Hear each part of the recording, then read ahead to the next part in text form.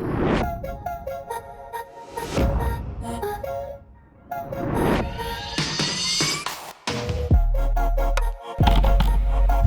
there.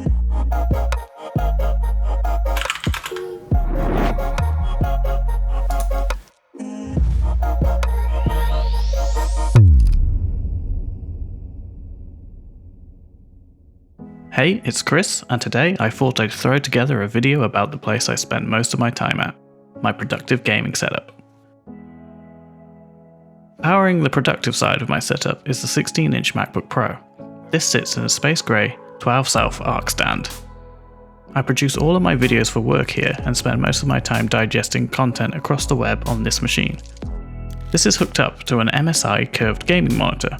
I chose this as it was reasonably priced, had great colour accuracy, supported G-Sync, and had a fast response time for gaming.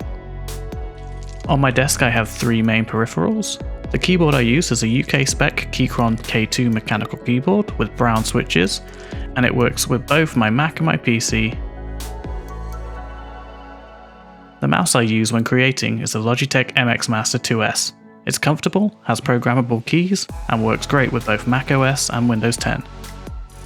And when I'm gaming, I love to use the Logitech G Pro Wireless, because it's so lightweight.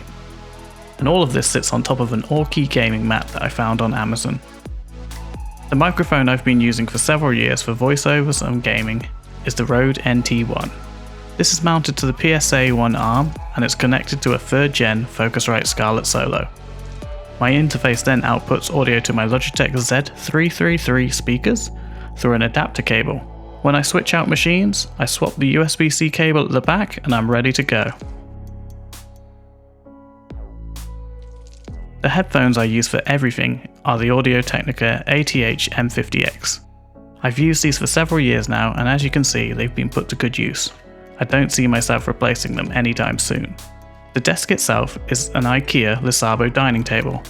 It was the best quality, size and price I could find at the time, and on top of it, for a finishing touch, I have this plant I bought from Ikea where Winston likes to hang out, and my iPad Pro.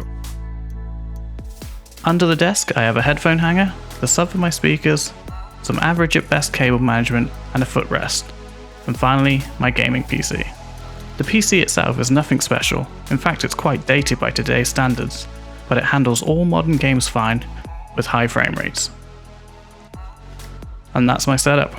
I hope you liked it.